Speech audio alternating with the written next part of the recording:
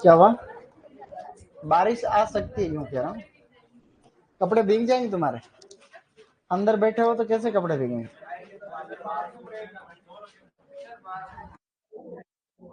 Room पे सूख रहे हो, कोई बात नहीं, वापस सूख जाएंगे। कपड़े तो सूखते रहते हैं, भीगते रहते हैं, सिस्टम चलता रहता है। फसल पढ़नी है आज खजूर। क्या पढ़ रहे थे कल? खजूर किसमें पढ़ ली थी कल, है ना?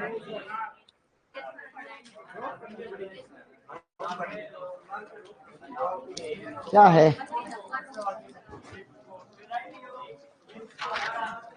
अच्छा, तुम्हारा पेपर भी बनाना है रे आज।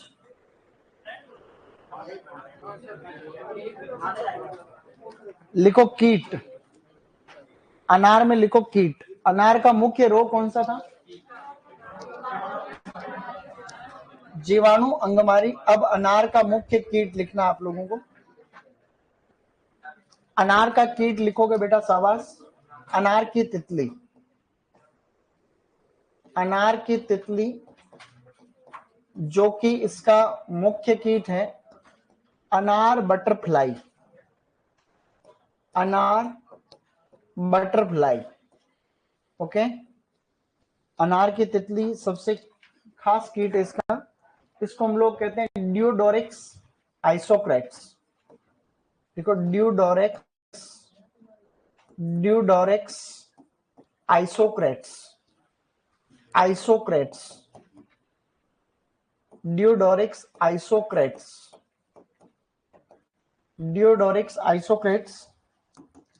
इसको कई बार बोलते हैं वीराकोला आइसोक्रेट्स, वीराकोला आइसोक्रेट्स या ड्यूडोरिक्स आइसोक्रेट्स। ओके गाइस, इंपॉर्टेंट कीट है, सबसे इंपॉर्टेंट यही कीट रहने वाला है, इसलिए हम इसके प्रबंधन के लिए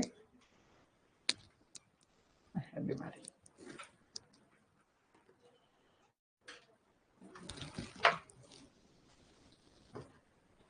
लिखो प्रबंधन, मैनेजमेंट। इसके प्रबंधन में सबसे पहले फलों के ऊपर एक बेगिंग, जो एक बटर पेपर है, उसको लपेट देते हैं। उसको कहते हैं fruit begging, fruit begging. Students लिखो फ्रूट बेगिंग, या उसको कहते हैं फ्रूट रैपिंग। फ्रूट बेगिंग या फ्रूट रैपिंग कहते हैं ना, फ्रूट रैपिंग, ठीक है। प्रश्न आता है फ्रूट बेगिंग कौन से कीट से बचने के लिए की जाती है? तो अनार की तितली से बचने के लिए की जाती है। इसमें एक दैहिक विकार भी होता है जिसको कहते हैं फलों का फटना, दैहिक विकार। स्टूडेंट्स, दैहिक विकार में आप लोगों को लिखना है फल फटना, फ्रूट क्रैकिंग। फल फट जाते हैं, फल फटना एक कॉमन प्रॉब्लम है, फल फटने लग जाते हैं। मुख्य कारण है बोरोन की कमी, इसके अलावा कैल्शियम और पोटेशियम की कमी, व मॉइस्चर स्ट्रेस, नमी, नमी कम ज्यादा होना, नमी कम ज्यादा। ये प्रश्न आया एयू के एग्जाम में, उस समय बताया था मैंने कि बोरोन की कमी से तो होता ही है, उसके अलावा और कौन से पोषक तत्व है फल फटने के लिए? तो कैल्शियम, पोटास और है, ठीक है। सर किस सब्जेक्ट की क्लास है ये? क्लास सही तो लगा ही रहेगा, ऐसा तो नहीं क्लास ऐसी लगा।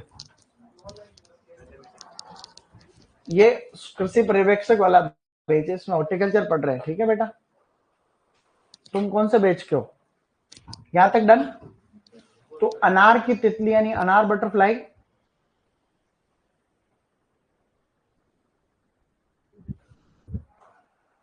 सर, उदयपुर सिटी को वेटलैंड सिटी क्यों कहते हैं? वो तो तुम जीके वाले सर से पूछना, ठीक है।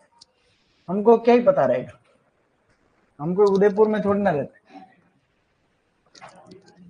अनार की तितली जो है वीराकोला आइसोक्रेट्स, क्या नाम है इसका? और नया नाम है ड्यूडोरिक्स आइसोक्रेट्स। अब इसकी उन्नत किस्में लिखने वाले हैं, ठीक है, ये ध्यान रखना। उन्नत किस्में, ये इंपॉर्टेंट था, रोग और कीट हो गया। अब आप लिखोगे उन्नत किस्में, अच्छी किस्में हैं। भी प्रश्न आते हैं, राजस्थान में दूसरे नंबर पे सबसे ज्यादा होने वाला फल है, किसके बाद? संतरे के बाद। संतरे के बाद दूसरे नंबर पे। अब लिखो इसमें क्या लिखोगे पता तुम्हें? उन्नत किस्मों को बोलते हैं इंप्रूव्ड वेराइटीज। लिखो इंप्रूव्ड वेराइटीज।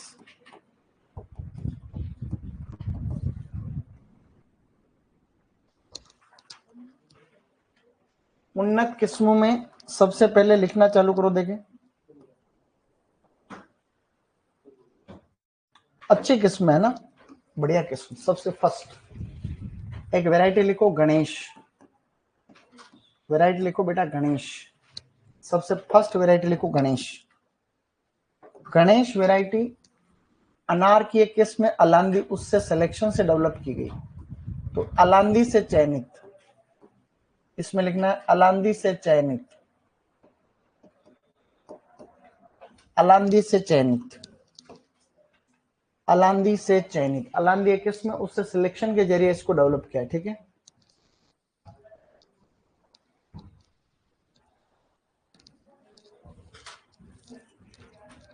फिर दूसरी वैरायटी लिखो ज्योति। ज्योति एक वैरायटी है इसकी रूबी। रूबी तो फेमस वैरायटी है ना।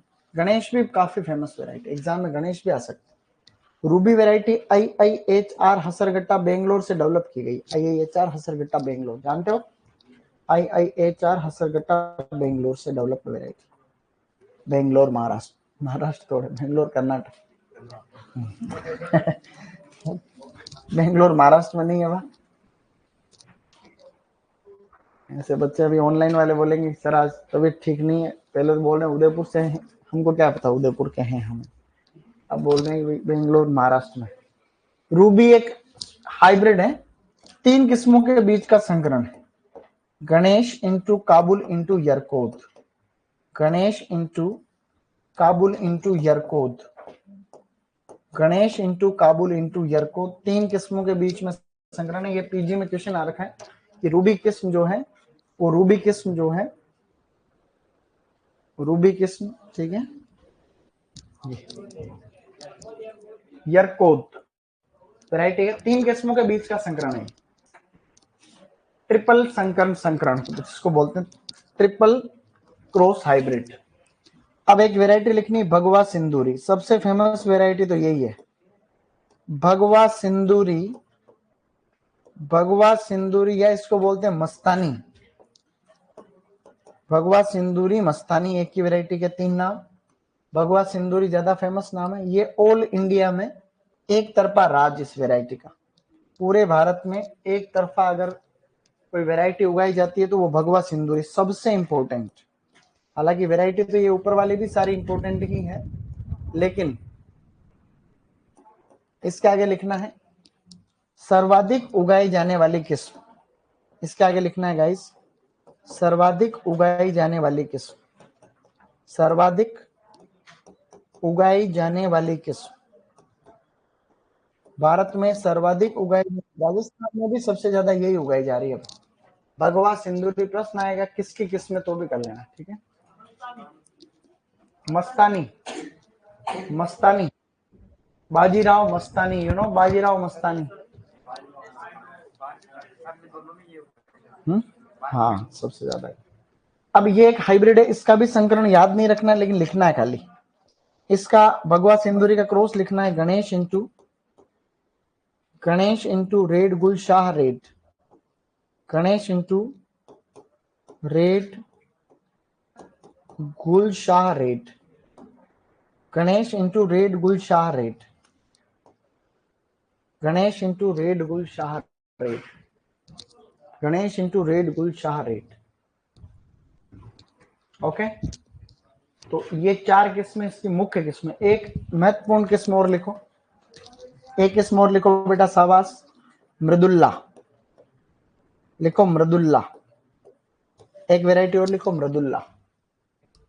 अर्का मृदुल्ला किसकी थी? क्या बात है, ये है मृदुल्ला, ये भी महत्वपूर्ण किस्म। देखो सबके इंपॉर्टेंट लगा पा रहा हूं मैं, पता क्यों? क्योंकि इंपॉर्टेंट है, इंपॉर्टेंट है तो लगानी पड़ेगा। अब पता है इधर आपको लिखनी राजस्थान के लिए सबसे अच्छी। राजस्थान वाली कौन कौन सी किस्में हैं? तो राजस्थान के लिए 2-4 किस्में लिख रहा हूं बढ़िया वाली, एग्जाम के हिसाब से जरूरी रहेगी। लिखो Jodhpur red, Jodhpur red, Jodhpur seedless, Jodhpur red, Jodhpur seedless, Jalore seedless, Jalore seedless, और एक वैरायटी है गोमा खट्टा। बेटा एक वैरायटी राजस्थान में और लिखनी है, गोमा खट्टा, समझे? गोमा, गोमा खट्टा। Jodhpur red, Jodhpur seedless, Jalore seedless और गोमा खट्टा, ये सभी अनार की किस्में हैं, ठीक है।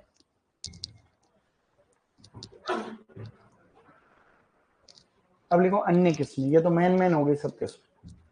अब है अदर। ज्यादातर जितनी भी वैरायटी लिखी हुई है ये सारी सॉफ्ट सीडेड वैरायटी, यानी सॉफ्ट होते हैं बीज इनके, बिल्कुल सॉफ्ट। अब लिखो अन्य किस्में हैं। रविंद्र चौधरी, मैंने बेटा पढ़ लिया कमेंट, ठीक है। बस अब एक बार काफी है।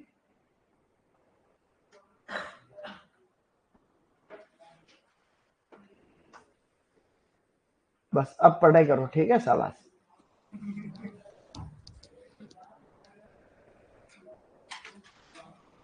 ऑनलाइन में खाली कमेंट कम करो, पढ़ने में फोकस करो, ठीक है बेटा। अब लिखो अन्य किस्में, लिख लिया दिखे तुमने? लिखो पहली वैरायटी अन्य में, अन्य में लिखो पहली वैरायटी जिसको बोलते हैं कांधारी। लिखो वैरायटी कांधारी। कांधारी के आगे आपको लिखना है कठोर दाने वाली किस्म।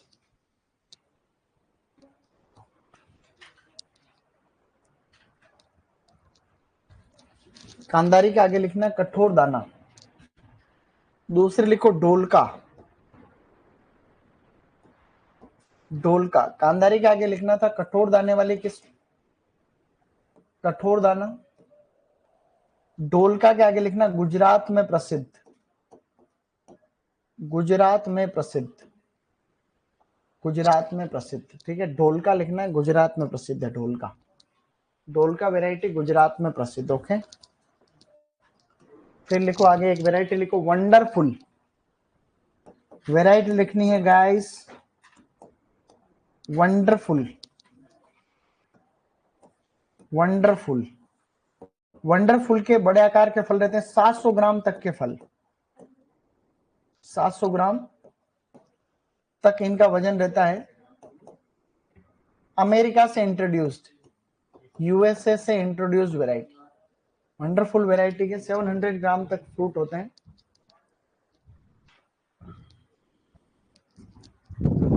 फिर लिखो आगे नेक्स्ट, पता क्या लिखोगे आगे? ज्यादा थोड़ी हो रही, इसमें ज्यादा थोड़ी हुई क्या? लिखो अरक्ता, फिर अरक्ता। फिर लिखो फूले अरक्ता, फूले अरक्ता, अरक्ता। इनमें से ये कांधारी और ढोलका याद रखने वाली किस्में। बस क्या हमने कुछ पढ़ा? अनार का भंडारण कर दो। अनार का भंडारण करते हैं लगभग 4.5 डिग्री सेंटीग्रेड पर, सबसे बढ़िया 4.5 डिग्री सेंटीग्रेड पे भंडारण किया जाता है, ज्यादा इंपॉर्टेंट नहीं। तो हमने अनार को भी कर दिया है फिनिश। ज्यादा फ्रूट थोड़ी पड़े अपन, बहुत कम फल पड़े अभी तो। अब लिखना नेक्स्ट। अब अनार में से 4-5 पॉइंट देखो मेन थे। सबसे पहले अनार की जो अमरूद और अनार की बहारें थी, वो बहार तुम्हें याद है, बोलो अम्र फजूसी जूनफ, अम्र फजूसी जूनफ, अम्र फजूसी जूनफ, जूनफ।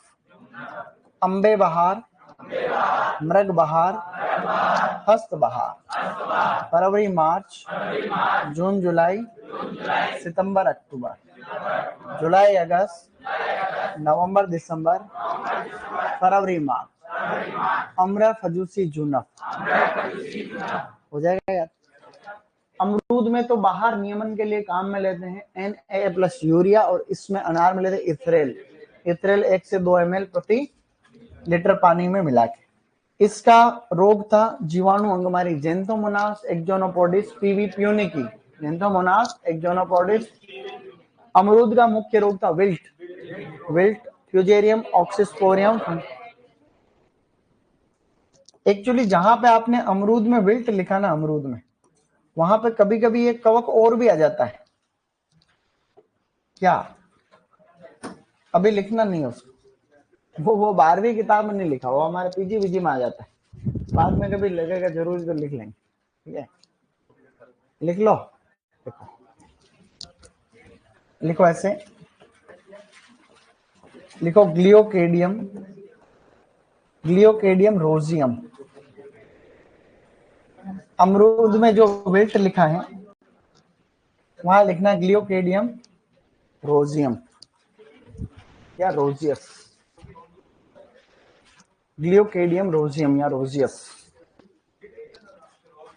अमरूद में विल्ट जो लिखा है उसमें एक कवक तो पहले लिखा हो और एक कवक और लिख दो, ठीक। ग्लियोकेडियम रोजियम इंपॉर्टेंट नहीं है ज्यादा, क्योंकि तुम्हारे नहीं आएगा, लेकिन क्या पता कभी आ जाए, तो ये भी हमें ध्यान रखना चाहिए, क्योंकि आजकल क्या नए नए एग्जाम में यही आता है। हर एक एग्जाम में मैंने देखा JRF में उसमें यही आता है, लेकिन 12वीं किताब में वो दे रखा, तो लिखने में क्या ही जाता है। अब लिखो खजूर।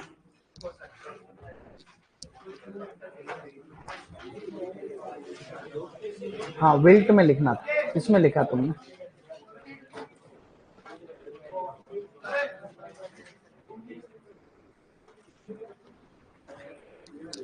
ऐसे लिख लो ना एक बार,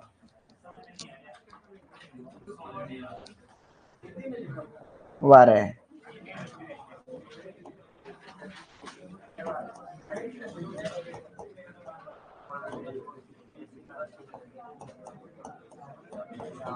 बोल रहा हूँ उसको देख के भी नहीं लिख सकते तुम, इसकी हिंदी तुम ही, मैंने 4 बार बोला ग्लियोकेडियम रोजियम, तो तुम भी देख के बोला जो तो लिख सकते थे।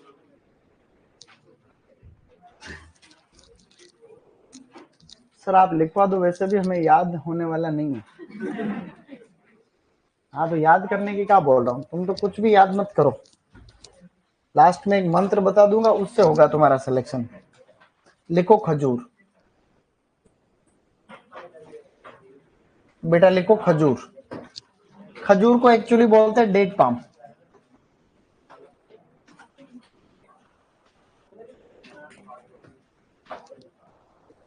खजूर को बोला जाता है डेट पाम।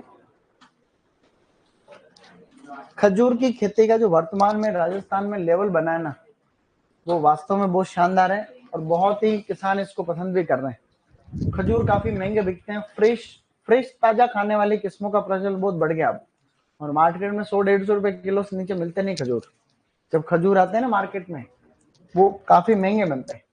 खजूर की खेती ऐसे इलाके में होती है जहां पे तापमान रहता है खतरनाक। क्या रहता है? तापमान रहता है ज्यादा। ऐसे इलाके जहां तापमान रहता है ज्यादा, ऐसे इलाके जहां तापमान रहता है ज्यादा और जहां नमी भी रहती है ज्यादा। खजूर एक ऐसी फसल है जिसको टेम्परेचर चाहिए ज्यादा और आर्द्रता भी चाहिए ज्यादा। तो इसकी जड़ें खूब पानी में होती है, इसलिए पानी आपको पूरा देना चाहिए। जहां पानी की कमी है वहां खजूर की खेती हो नहीं सकती। तो ऐसा कहते हैं कि जहां नदी नाले होते हैं ना, वहां खजूर ज्यादा होता है। आपने देखे भी, तो नदी नाला होता है तो उसके किनारे पे अपने खजूर के पेड़ दिखते हैं। इसलिए जो कहावत है वो इसके लिए बिल्कुल सही है कि इसके पैर तो है पानी में, पैर पानी में और सिर आग में। ये कहावत अरबी कहावत है, एक पैर पानी में और सिर आग में। इसका मतलब तुम समझ गए होंगे। अब नहीं समझे फिर क्या बोला मैंने, कि इसको पानी ज्यादा चाहिए और तापमान भी ज्यादा चाहिए। तो पानी ज्यादा चाहिए तो यूं कह रहे हैं इसके पैर तो है पानी में और सिर है आग में। अंग्रेजी में भी ये एक अरबी कहावत, ये कहावत को बोलते हैं ईडियम। क्या बोलते हैं? ईडियम। फेमस अरबी कहावत है, ये आपको ध्यान रखनी। इसको अंग्रेजी में भी लिख रहा हूं, it's feet in running water, या ऐसे भी लिख सकते हो इट्स फीट इन वाटर। क्या बोल सकते हैं? हाँ बोलो, its feet in running water and its head in the fire of the sky. बोलो, its head in the fire of the sky, fire of the sky. वापस रिपीट कर रहा हूं, सुनो। अरे बोलो, its feet in running water and its head in the fire of the sky. Its feet in running water and its head in the fire of the sky.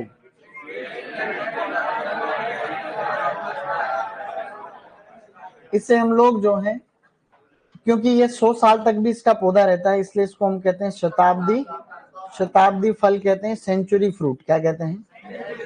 ये इसके बारे में अपने को लिखना है। ये आपको 1 मिनट 30 सेकंड में इसको लिखना है, उसके बाद में अपन इसके आगे साथ में लिखेंगे मैं, क्योंकि जीटी अपने पहले पढ़ रखी हुआ है।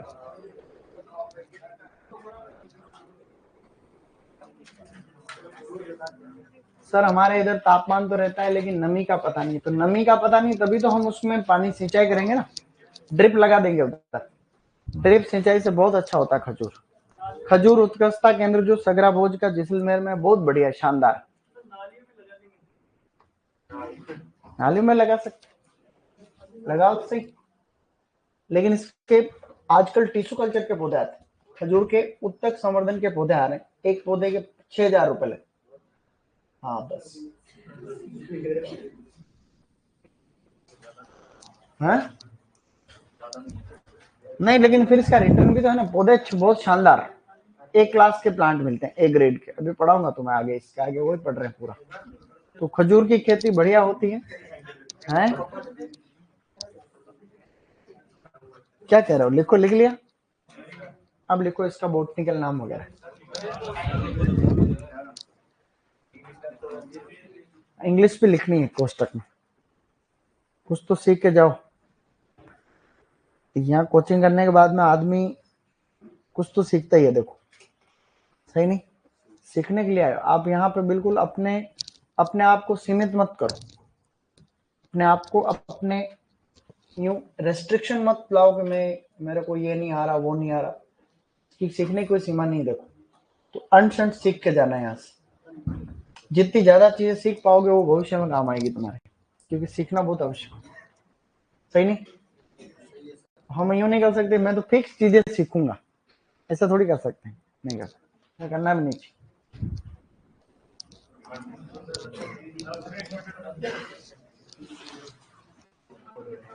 तो एक बार खजूर जब लगा देते अपन तो 100 साल तक भी फ्रूट होता है इसमें, 80 साल 70 साल तक फ्रूटिंग होती रहती, इसलिए इसको सेंचुरी फ्रूट भी कह रहे थे। तो 4-5 साल में अच्छी फ्रूटिंग चालू हो जाती। एक वीडियो देखेंगे खजूर का, ठीक है? अभी नहीं, बता दूंगा ना मैं, सब तोड़ लेंगे। वीडियो देखेंगे उसमें बताएगा वो।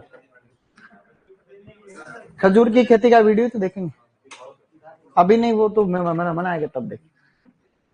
हर एक के वीडियो ही है, मैंने खुद ने कई वीडियो बना रखे हैं एंशिएंट। अब लिखो बोटनिकल नेम, बेटा लिखो शाबाश। Botanical name Phoenix dactylifera. लिखो बेटा शाबाश, फिनिक्स डिक्टाइलिफेरा। लिखो फिनिक्स डिक्टाइलिफेरा। बात नहीं करनी, खुद को लिखना है खाली।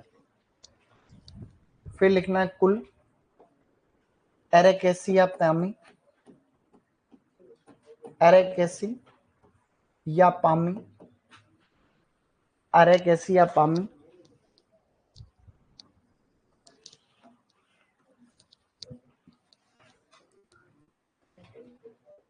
ठीक है सर, आपका वो लीची वाला वीडियो देखा था बेटा, उसको स्ट्रॉबेरी कहते हैं, वापस देखना। अब लिखो गुणसूत्र संख्या 36। रघुनाथपुरा में तो काफी सारे लग रही ना, अभी देखा तुमने? नहीं, वो वीडियो उसने सही नहीं बनाया। मैंने तो सही पूरा वीडियो दिया, लेकिन उसने उसमें वीडियो में वो ही डाल रखा, पूरा खेत का दिखाया नहीं। अरे तो वो फसल खत्म हो रही है कब? टाइम हो गया उसका, फरवरी लास्ट। उत्पत्ति लिखो इराक, इराक। ये 35 किस किस को दिख रहा है? अरे तो ये 35 तो नहीं दिखना चाहिए ना।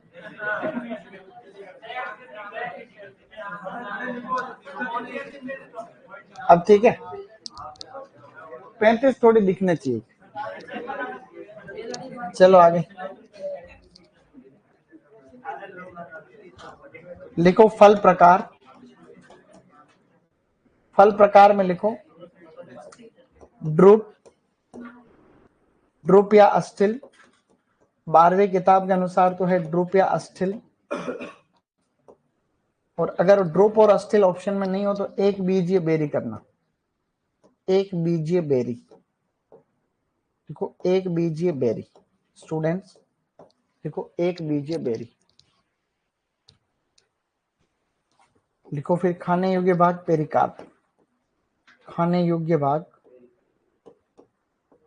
खाने योग्य भाग लिखो पेरिकार्प। ये सब बातें पहले पढ़ी हुई, ठीक है ना। पेरिकार्प, खाने योग्य भाग है पेरिकार्प। अब आप लोगों को टॉपिक डालना सामान्य जानकारी, सामान्य जानकारी, सामान्य जानकारी, सामान्य जानकारी।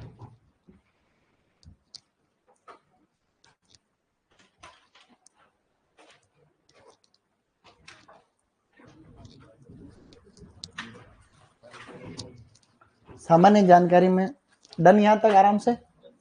गुड। इस बार टेस्ट में क्या आएगा, क्या बताया था मैंने तुम्हें पहले? इंस्टीट्यूट और फिर पोमोलॉजी, ठीक है।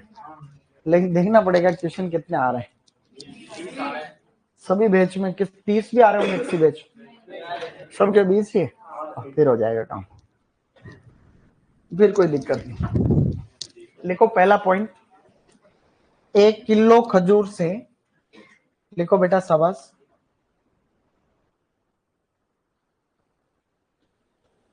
1 किलो खजूर से 3150 कैलोरी ऊर्जा मिलती है। लिखो 1 किलो खजूर से, 1 किलो खजूर से 3150 कैलोरी ऊर्जा मिलती है। 1 किलो खजूर से 3150 कैलोरी ऊर्जा मिलती है। 1 किलो खजूर से 3150, ओके। फिर दूसरा पॉइंट लिखो स्रोत, खजूर किस चीज का स्रोत? आगे लिखो कार्बोहाइड्रेट। खजूर में अच्छा खासा कार्बोहाइड्रेट होता है, इतना होता है कि प्रश्न आ जाए आराम से, 60 से 65%, कई बार 67% तक आया हुआ भी है ना। फर्स्ट ग्रेड में क्वेश्चन आया हुआ है। तो किशमिश के बाद में सबसे ज्यादा इसी में होता है। स्रोत में दूसरा पॉइंट लिखो आयरन, आयरन, आयरन इसमें सेकंड नंबर पे सबसे ज्यादा है 10.6%। सूखे करौंदे के बाद में सबसे ज्यादा आयरन इसी में होता है। सूखे करौंदे के बाद में सबसे ज्यादा आयरन इसी में होता है बेटा, शाबाश, हो गया। अब लिखो जलवायु, स्टूडेंट्स अब लिखेंगे जलवायु।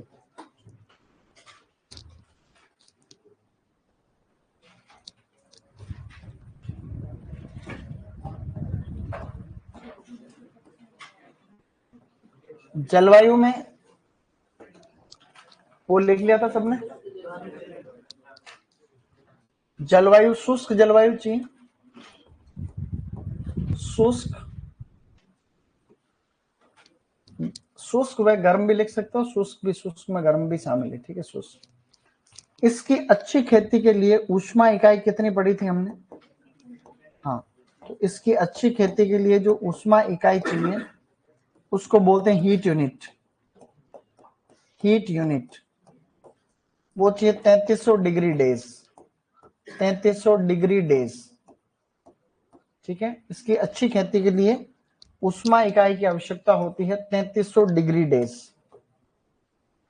3300 डिग्री डेज इंपॉर्टेंट है, आता रहता है हर साल किसी न किसी परीक्षा में, ध्यान रखना है, सबको ध्यान रखना है। गुड, 3300 डिग्री डेज पता रहेगा, ये इंपॉर्टेंट है, पीजी 2024 में आया हुआ क्वेश्चन। इसका फॉर्मूला क्या था, इसको ज्ञात करने का फॉर्मूला क्या था, m minus 10 into N, m minus, ये एक्स्ट्रा है ना, ये मैंने उस समय न्यूमेरिकल करके बताया था लेकिन इंपॉर्टेंट नहीं था ज्यादा। 3300 डिग्री डेज ये याद रख। इसे में दूसरा पॉइंट लिखना है, m माइनस 10 इंटू एन ऊष्मा इकाई ज्ञात करने का सूत्र है, ऊष्मा इकाई ज्ञात करने का फॉर्मूला है, सूत्र, फॉर्मूला का मतलब सूत्र। ये तुम्हारे सिलेबस में नहीं है, खाली लिखना मात्र, बस ये याद रखना है, ठीक है। 3300 डिग्री डेज। फिर भी अगर किसी को देखना है भाई कहाँ पे ये इसको कैसे हल करते हैं, तो मैंने इसको बता रखा जलवायु तापमान वाले चैप्टर, जनरल हॉर्टिकल्चर। अब लिखो,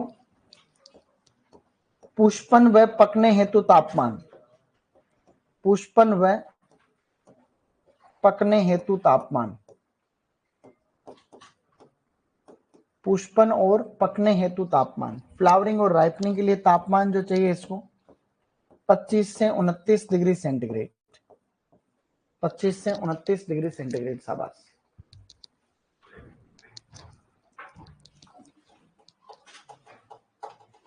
सर ये पीजी का एग्जाम क्या होता है, आप बार बार बोलते हो। पीजी का मतलब ये अपने जैसे जेट का पेपर नहीं होता क्या, तो जेट का पेपर तो बीएससी के लिए होता है राजस्थान में, और पीजी का जो पेपर होता है ये होता है एमएससी के लिए होता है, ठीक है। पीजी का मतलब तो पोस्ट ग्रेजुएशन, पोस्ट ग्रेजुएशन, इसको वैसे प्री पीजी बोलते हैं, एग्जाम को बोलते हैं प्री पीजी। तो जेट जो होता है ना, जेट, इसमें 3 चीजें आती है फिर जेट, एक तो यूजी वाला है, पीजी वाला है, और फिर पीएचडी वाला, पीएचडी, यू नो पीएचडी। तो ये तीनों पेपर होते हैं उसमें, तो तुम्हें खाली जिस बारी वाले जेट देते हैं, बीएससी किए हुए पीजी देते हैं, एमएससी किए हुए पीएचडी देते हैं, ठीक है कैसे। तो ये हर साल ही होता है जेट के साथ। अब इसके आगे लिखो मृदा, मृदा, मृदा में अमरूद, सॉरी, खजूर जो है सबसे ज्यादा पीएच को टॉलरेट कर सकते। वैसे तो जितने भी फ्रूट है सबको उदासीन मृदा चाहिए, 6.5 से 7.5 जिसका पीएच हो, लेकिन मैं जो यहाँ पीएच लिख रहा हूँ इसका मतलब है यहां तक सहनशील है, तो पीएच अगर 8 से 10 तक है तो भी ये सहन कर लेता है। तो इसके आगे लाइन लिखनी है फिर, सर्वाधिक लवणीय क्षारीय मृदा सहनशील फल, सर्वाधिक लवणीय क्षारीय मृदा सहनशील फल वृक्ष, सर्वाधिक लवणीय क्षारीय मृदा सहनशील फल, सर्वाधिक लवणीय क्षारीय मृदा सहनशील फल। फिर लिखो आगे, सर्वाधिक लवणीय क्षारीय मृदा सहनशील फल वृक्ष। फिर लिखो उत्पादन, बेटा लिखना शाबाश, उत्पादन यानी प्रोडक्शन, उत्पादन। इसके उत्पादन में लिखना है सबसे पहले, भारत में सर्वाधिक तो है गुजरात, भारत में इसका जो सर्वाधिक प्रोडक्शन होता है वो होता है बेटा गुजरात में, ठीक है। गुजरात, गुजरात में भी कच्छ क्षेत्र बहुत फेमस है इसके लिए। गुजरात का जो कच्छ क्षेत्र है ना, कच्छ क्षेत्र, केख है, जानते हो केख, ऐसे है जैसे ये, पता है क्या है, ये राजस्थान है, ये राजस्थान, ठीक है। हाँ, अब राजस्थान में यूं याद रखना, देखो राजस्थान इधर गुजरात है, तो यहाँ तो है कैसे कबूतर, यहाँ है कैसे खरगोश, कख है, क्या है, कच्छ की खाड़ी, नहीं, कच्छ का रण और खंबात की खाड़ी। तो जैसे लूनी नदी आएगी तो इधर जाएगी, और इधर की नदियां हैं तो इधर आएगी, नहीं समझे। नहीं, इसमें भी कईयों को कंफ्यूजन होता है ना, इसलिए कख है, क ऊपर है, ख नीचे, ऐसे पता नहीं अब सही है कि नहीं है तो तुम जानो। तो क तो है ऊपर, तो ऊपर वाली जो नदी जनरली लोनी नदी आती है उधर, लोनी नदी किधर जाके मिलती है, तो वो तुम चेक करना वापस, मैं ऐसे बता रहा हूँ। और इधर साबरमती या और जो भी नदी आती है वो किधर जाएगी? फिर खंभात की खाड़ी में जाएगी। खंभात की खाड़ी यही नहीं है, दूर है, लेकिन ऐसे करके। अब लिखो आगे, राजस्थान में सर्वाधिक उत्पादन, राजस्थान में सर्वाधिक उत्पादन होता है जैसलमेर। देखो जैसलमेर, राजस्थान में सर्वाधिक है जैसलमेर।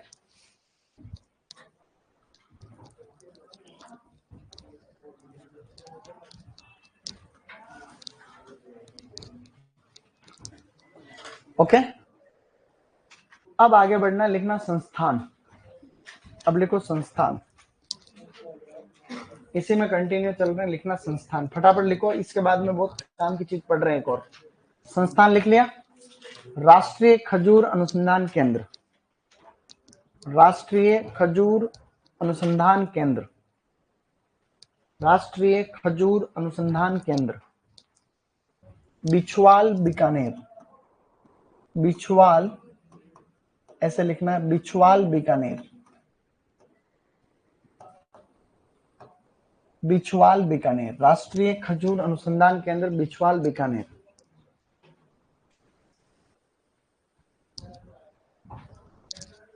फिर लिखना नेक्स्ट, खजूर उत्कृष्टता केंद्र। फिर लिखो खजूर उत्कृष्टता केंद्र, खजूर उत्कृष्टता केंद्र, सगरा भोज का जैसलमेर, सगरा भोज का, इस बार यही आएगा, सगरा भोज का जैसलमेर, सगरा भोज का जैसलमेर, सगरा भोज का जैसलमेर, सगरा भोज का जैसलमेर। डन। अब लिखना पुष्पन व फलन। अब अपन बहुत काम की चीज डिस्कस कर रहे हैं साथियों, सब लोग इधर देखेंगे, फिर लास्ट में 5 मिनट में उतारेंगे, पहले सबको इधर देखना, बढ़िया। पुष्पन और फलन टॉपिक डाल के इधर देखेंगे सब। खजूर की खेती बहुत बढ़िया तरीके से समझने की कोशिश कर रहे हैं स्टूडेंट्स। पुष्पन व फलन, आप सभी को पता ही है कि खजूर एक प्रकार का डायोसियस प्लांट है। कैसा है? हाँ बोलो, डायोसियस पौधा। खजूर एक प्रकार का कैसा प्लांट है? डायोसियस फल वृक्ष का मतलब होता है नर और मादा अलग अलग पौधे पर पाए जाते हैं। तो खजूर में ये पहले से एक दिक्कत है, खजूर के अंदर नर और मादा अलग अलग पौधे पे पाए जाते हैं। ये खजूर है, ये इसके ऊपर जो है, मान लो ये है नर भाग, क्या है गाइस? और खजूर का किसी दूसरे पौधे के ऊपर क्या है? मादा है। तो नर और मादा अलग अलग पौधे के ऊपर है, ये अपने आप में दिक्कत है। क्या है गाइस? दिक्कत है, परागण में दिक्कत होगी। इसका जो पुष्प क्रम होता है ना, पुष्प क्रम, उसको कहते हैं स्पेडिक्स। क्या कहते हैं? खजूर का पुष्प क्रम कहलाता है गाइस स्पेडिक्स। ABCD 4 में हमने पढ़ा था, स्पेडिक्स होता है, ठीक है, ABCD स्पेडिक्स। अब इसमें जो फूल आ रहे हैं, फूलों को बोलते हैं पुष्पन। क्या बोलते हैं? फूल आने को बोलते हैं पुष्पन। लगभग फरवरी मार्च में स्टार्ट हो जाते हैं। कब हो जाते हैं? फरवरी मार्च अप्रैल में जो है ये फ्लावरिंग स्टार्ट हो जाती है, फिर इसमें फल बनते रहते हैं। अब खजूर के अंदर ये तो ठीक है, चलो ये स्पेडिक्स है, कोई दिक्कत नहीं। अब इसमें समस्या में समस्या, एक समस्या तो पहले से है डायोसियस वाली, कौन सी है? एक समस्या और है प्रोटोएंड्री। क्या है गाइस? तो खजूर की जो खेती होती है स्टूडेंट्स, उसमें समस्या ये होती है कि इसमें प्रोटोएंड्री पाई जाने के कारण, प्रोटोएंड्री का मतलब नर भाग पहले परिपक्व होना, तो खजूर में नर भाग पहले पक जाता है। जैसे कोई खजूर का खेत है तो उसमें जो नर पौधे होंगे वो क्या हो जाएंगे? पहले ही परिपक्व हो जाएंगे, तो दिक्कत है ये, फिर परागण नहीं हो पाता प्रॉपर तरीके से।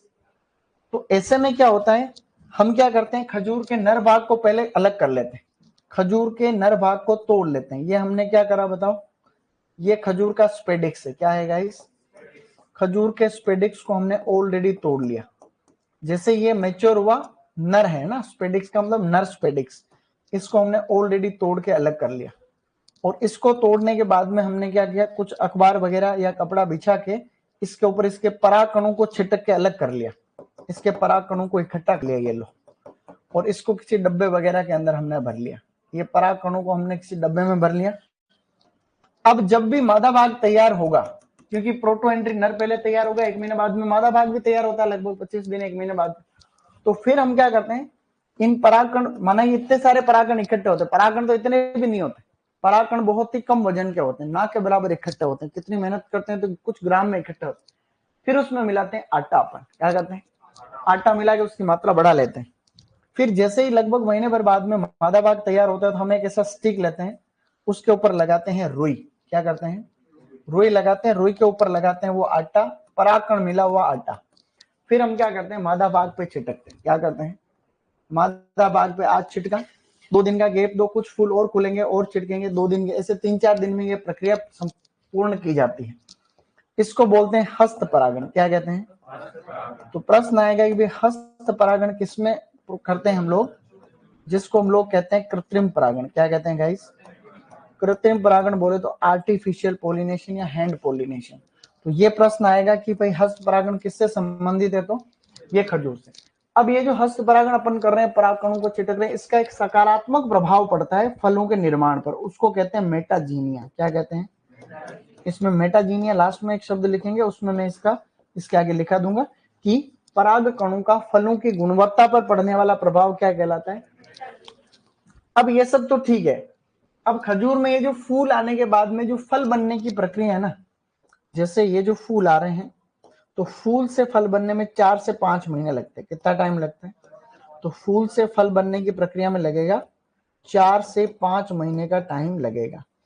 अब एक चीज यहाँ अच्छी वाली यह है कि हमें आजकल पहले से ही पता चल गया है कि खजूर की जो खेती होती है स्टूडेंट्स, उस खजूर की खेती में जब नर और मादा अलग अलग पौधे पे ही आने, और हमने प्रवर्धन के नए नए तरीके और इजाद कर लिए।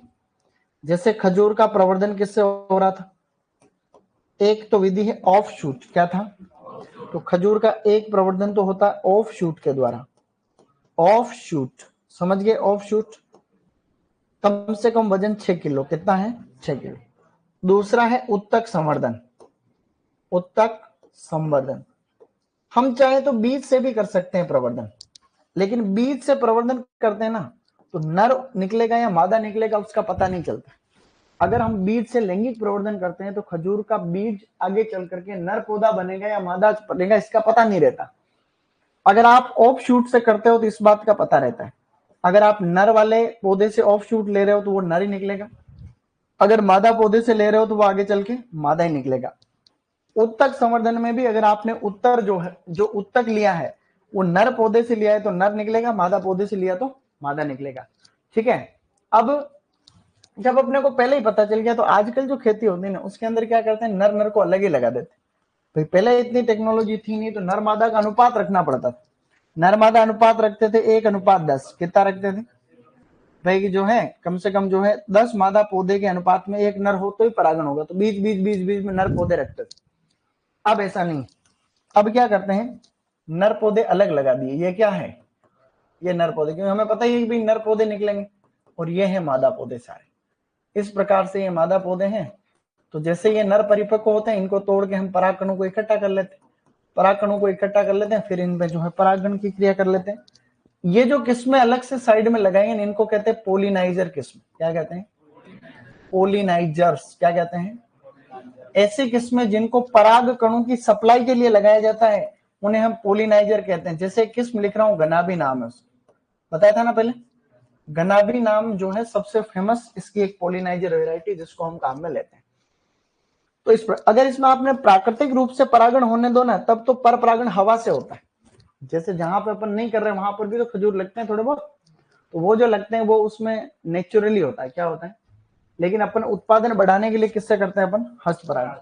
अगर आप प्राकृतिक रूप से परागण होने दो तो इसके अंदर होता है पर परागण, क्या होता है गाइस, और पर परागण किससे होता है, हवा से होता है। ये एक जनरल नॉलेज ऊपर कहीं लिख लेना साइड में। बाकी प्रश्न कौन सा आएगा इसमें, हस्त परागण, ये सारे प्रश्न आएंगे इसमें। खजूर एक प्रकार का क्लाइमेट्रिक फ्रूट है, कैसा है, ये पता है सबको, बोलो क्लाइमेट्रिक फल। तो खजूर एक प्रकार का क्लाइमेट्रिक फल है। इसमें कई कुछ चीजें और भी करेंगे, अभी मेरी बात को वापस ध्यान से सुनो। सुपरवाइजर 2024 में प्रश्न आया कि खजूर का प्रवर्धन किससे होता है? ऑफशूट। फर्स्ट ग्रेड का जो पेपर था, ये तो सुपरवाइजर प्लस फर्स्ट ग्रेड में भी आया कि खजूर का प्रवर्धन होता है ऑफशूट से, उत्तक संवर्धन से, उपयुक्त दोनों। इसके अलावा भी प्रश्न आ रखा है कि खजूर की पोलिनाइजर किस्म कौन सी है? तो गनाबी है। ये जेट 2024 में भी आया हुआ क्वेश्चन है, टेक्निकल असिस्टेंट कोटा यूनिवर्सिटी में भी आया है, और भी पहले आ रखा है पेपर, ध्यान रखना। खजूर एक प्रकार का कैसा पौधा है? डायोसियस। नर मादा अलग अलग पौधे होते हैं।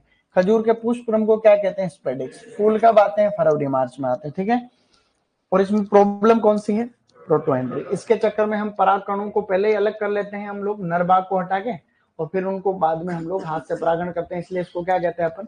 हस्तपरागण। इसको उतारना है फटाफट से, फिर और भी इसमें बात, जितना समझ में आया वैसे ही उतारना। इसमें बोलने जैसा कुछ भी नहीं, जो तुम्हें बोर्ड पे दिख रहा है उसमें जो भी समझ में आया उसको सिस्टम से उतारना। किसी को भी दिक्कत नहीं होनी चाहिए लिखने में, दिक्कत थोड़ी होगी इसमें, नहीं होगी, ऐसे कैसे दिक्कत? सर क्या हम ऐसे बोल सकते हैं कि खजूर में मनुष्य द्वारा परागण होता है? हाँ, तो मनुष्य द्वारा ही तो हो रहा है। हस्त परागण तो हाथ मनुष्य के होते हैं, गाय भैंस के तो होने से तो हस्त परागण तो हाथ तो मनुष्य के होते रहे। फोन आ रहा है यार बाद में।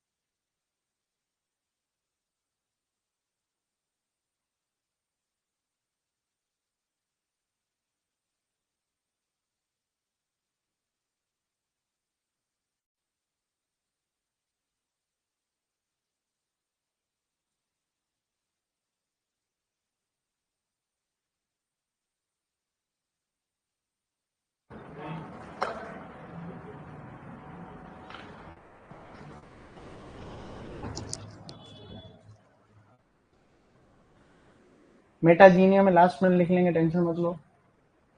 सर बंदर इनके भी हाथ होते हैं ना।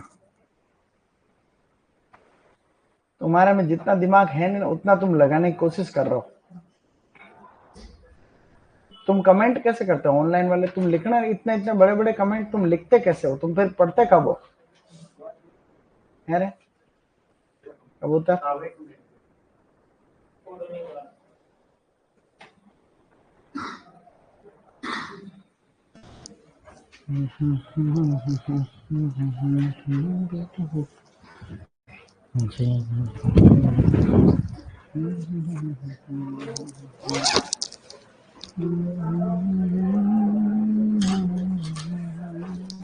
पोलिनाइजर का मतलब होता है नर पौधे, पराग कणों की सप्लाई करने वाले पौधे। और बात करेंगे इस बारे में, अभी तो शुरू किया है अपने खजूर।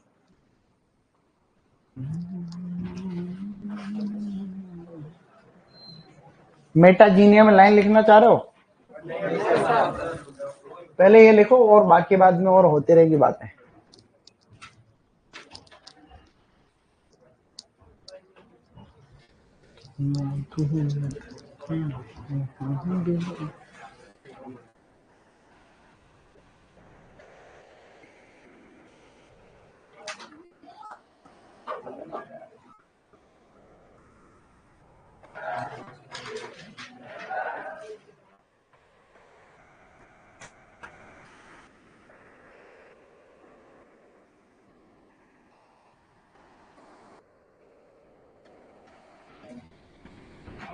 ऑफ शूट का वजन जो है ना, वो कोष्टक में लिखना कम से कम 6 किलो, कम से कम 6 किलो, मतलब 6 किलो से कम नहीं होना चाहिए।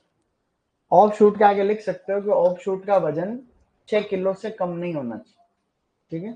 और अच्छा वजन होता है 12 से 14, 12 से 14 आइडियल वेट, और कम से कम 6 किलोग्राम।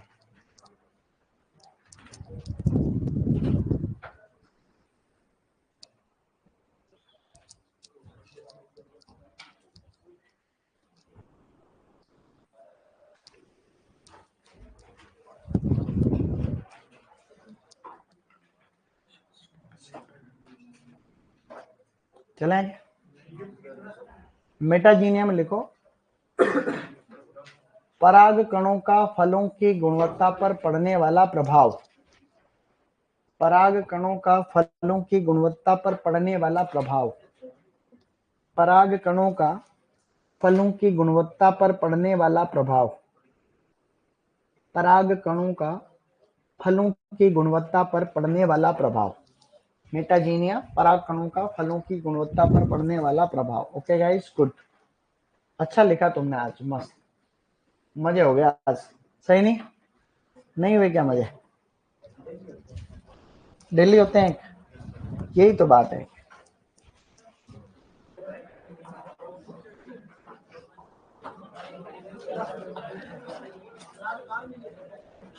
ट्वेंटी 8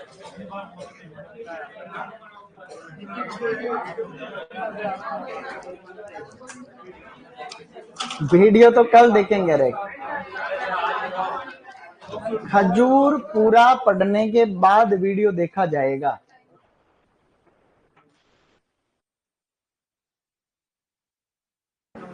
तो खिचड़ी होता है तभी तो आता है मजा भाई, खिचड़ी होती है तभी तो खाने का आएगा मजा है। ये किस किस के समझ में नहीं आई बात? ये मैंने बढ़िया तरीके से बताया है समझने वालों के लिए। पोलिनाइजर का मतलब नर पौधे, ऐसे पौधे जिनका काम भी मुख्य रूप से परागकणों की सप्लाई करना।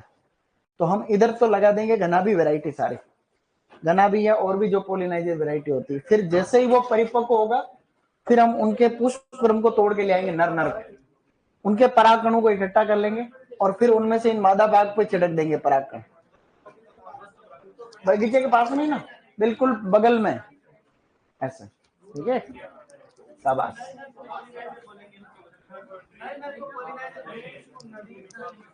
बेटा शाबाश। पोलिनाइजर मैंने पहले बता रखा, पोलिनाइजर अफलन वाले चैप्टर में मैंने आपको बताया। जैसे पपीता के अंदर हम नर किस्में रखते हैं ना, वो भी पोलिनाइजर। पोलिनाइजर का मतलब ऐसे पौधे जिनको पराग कणों की सप्लाई के लिए लगाते हैं अपन, ठीक है, पोलिनाइजर्स। पोलिनेटर अलग चीज होती है। पोलिनेटर का मतलब पराग कणों को एक जगह से दूसरी जगह ले जाने वाले, उनको पोलिनेटिंग एजेंसीज कहते हैं, जिसमें मधुमक्खियां हैं, तितलियां हैं, एक्सेट्रा।